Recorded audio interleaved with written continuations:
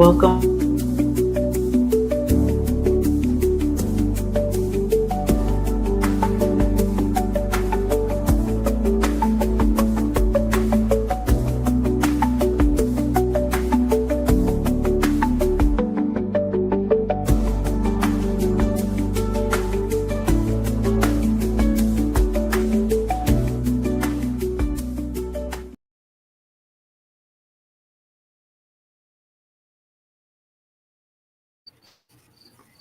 Welcome back. Oh, damn. I forgot to pay my internet. Oh, I got to pay my internet.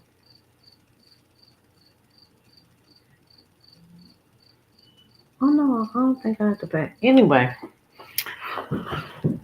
welcome back to my channel. How y'all today? This evening, I had a pretty productive day today. Trust and believe that. Anyway, how's everybody? Again, thank you to all my new subscribers. I really appreciate you. This is just a quick update on more Michigan and Detroit news. And we're going to get into some stuff that I found. This is something about the Medicaid cuts, but what I understand as far as the Medicaid, they put out something in Michigan about how Medicaid cuts in Michigan will hurt some people. But through my understanding, that the people that they were taking off of Medicaid were the illegals who came across that border, and they shouldn't be receiving nothing as far as Medicaid because they ain't working to the system. But Michigan advocates warn Medicaid cuts will close hospitals as hundreds of thousands lose coverage. The only people losing coverage is the illegals. Protesters participated in a hands-off Medicaid rally in Lansing. The sweeping and draconian cuts to Medicaid by the Trump administration and congressional Republicans have left health care advocates around the country reeling. At a virtual press conference hosted Tuesday by Protect Michigan Care Coalition, policy experts, advocates, and stakeholders contextualized what changes in the recently enacted Big Beautiful Bill will mean for Michiganders. By passing this bill, members of Congress have chosen to rip away health care from millions of Americans. President and CEO of Michigan League for Public Policy, Monique Stanton, hundreds of thousands of Michigan residents, including kids and seniors in nursing homes, people with disabilities, will no longer have these services. That's not true. That is not true. It's the illegals that won't have it. CEO of Michigan Health and Hospital, Brian Peters, explained that the nonpartisan Congressional Budget Office predicts that federal funding for Medicaid and children's health insurance will undergo a 1.2 trillion reduction by 2024. The Budget Office later clarified that this reduction stems from revised enrollment estimate anticipating 79.5 million Medicaid beneficiaries by 2024 instead of previously projected 90 million. Peters went on to state that the effects of this legislation will be far-reaching as reductions won't just impact Medicaid benefits, they'll also impact patients. Hospitals and healthcare providers rely on federal funding disbursed through Medicaid to fund crucial services and patient care. This is made possible by the Medicaid Provider Tax Program, which allows states to maximize healthcare funding by levying taxes. Our hospitals and our providers will face limiting services or closing locations, and healthcare workers will lose their jobs when a hospital or provider limits services or closes. They don't stop seeing patients who have Medicaid, they stop seeing everybody who lives in or visits that community. I don't believe that. For Michigan hospitals, Peters noted that a loss of more than $6 billion in funding over the next decade. The future of Medicaid has effectively been shifted to individual states, many of which have begun either limiting Medicaid benefits, lowering the rates, state pay providers or stiffening eligibility requirements so that fewer people will qualify for coverage. Now, I believe that. Absolutely believe that.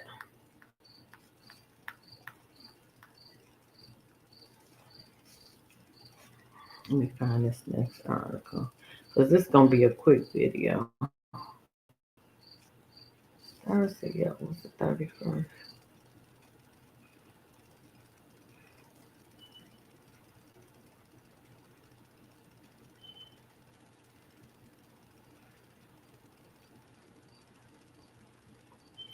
So, like I said before, I believe Mary Sheffield gonna win. Listen who donating to her campaign. Magic Johnson's wife, Samuel L. Jackson, among Los Angeles celebs contributing to Sheffield's mayoral campaign. I was surprised.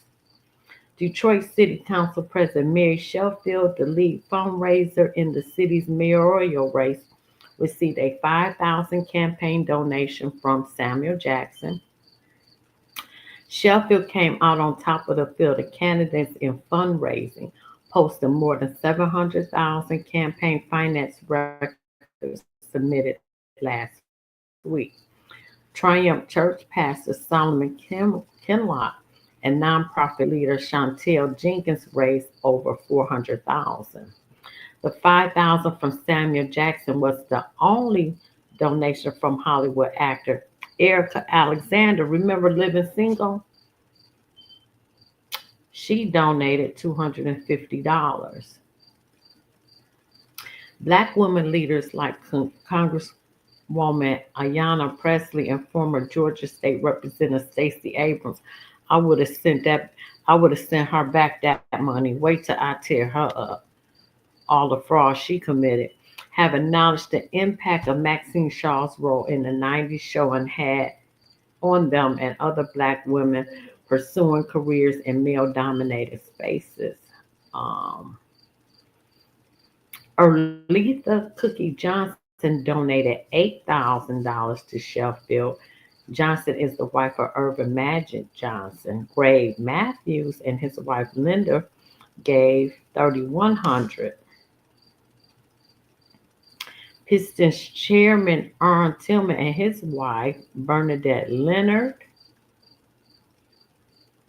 a wife of Sugar Ray Leonard, Brian Smiley, they also contributed to her campaign. Jackson also listed the address to his home in Beverly Hills. Sheffield raked in $36,250 from people with addresses listed in and around Los Angeles. Sheffield has raised over $1.2 million since forming her campaign committee more than a year ago. She leads all the candidates in the most recent campaign finance reporting period. I'm just surprised in Detroit that she got donations from Magic Johnson and Samuel Jackson. I'm just surprised.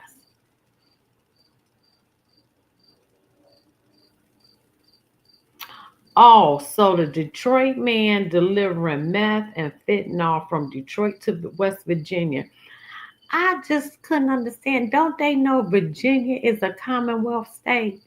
They do not play in them like Pennsylvania, Philly, Commonwealth state.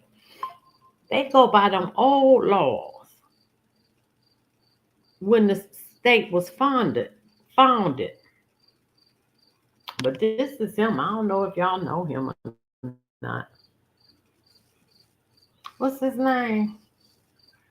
Robert Paul Brown, 39, from Detroit.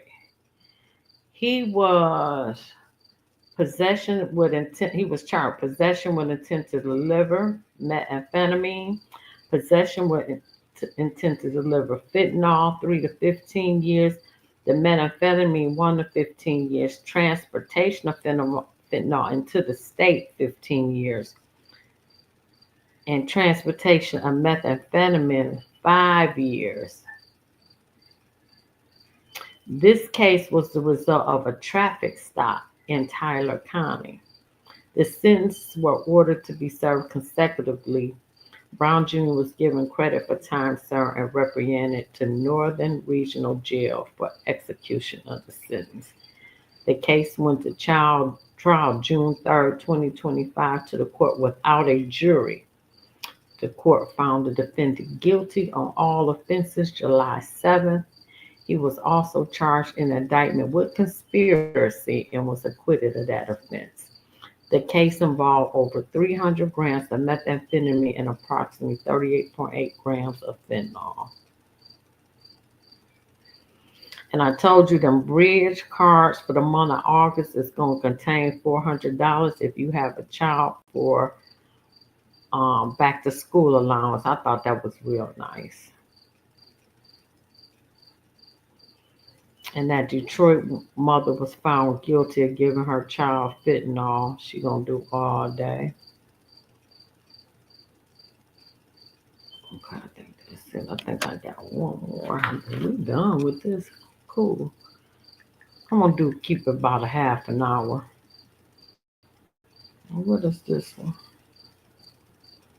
Oh, so ex-mayor Kwame Kilpatrick, he's volunteering with New Era Zeke. I love Zeke, and I tried to get my son to volunteer with New Era. They about their business, and so he's volunteering with New Era, and New Era has chapters that are going around the country of protecting women and children, and they were vital in shutting down the mobile gas station right there on 6 Mile and the Lodge Freeway, because the air he unalived somebody in there, and they shut that gas station still shut down. Ex-mayor Detroit was back doing community work for New Era Detroit, but was met with sour response on social media. New Era Detroit leader Zeke Williams defended the city's disgraced mayor who served about 7 years for conspiracy, fraud, extortion, tax crimes. Fellow Detroit activist Pastor Maurice Hodger, also known as Pastor Moore, says everyone deserves a second chance.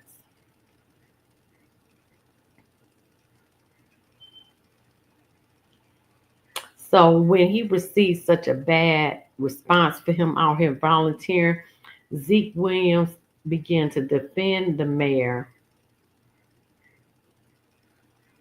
And like he said, you can say whatever you want to say about Kwame and the things that he did wrong, but nobody want to talk about what he did right for the city. That's true. Being a young black man in politics. Detroit passed, like I said, he said he deserved a second chance. Let the man redeem himself. Let the man, he's a whole new man now. If you're going to keep on putting people in the mud, it's that case. It's that's if that's the case, put everybody in the mud. He served his time and he was released. Let it go. Donald Trump granted him clemency at the end of his first term, commuting his 28-year-old sentence and setting him up for a comeback as a minister and advocate for Trump's policies.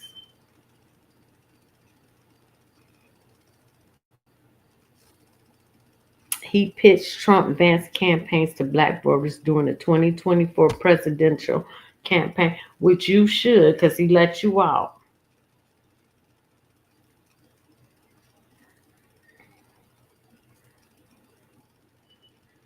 Let me see.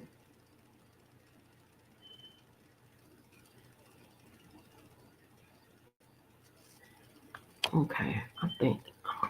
Wait a minute.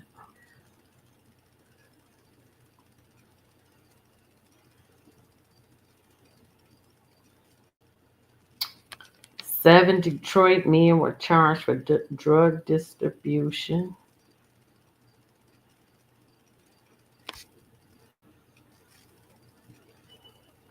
Shoot, then they charged a couple with making 150,000 in fraudulent disability claims. I was in Lansing. Then they found Detroit is a scamming city. Thousands of gift cards seized a massive Metro Detroit fraud scheme. That was two men. Damn, they had 3,000 gift cards.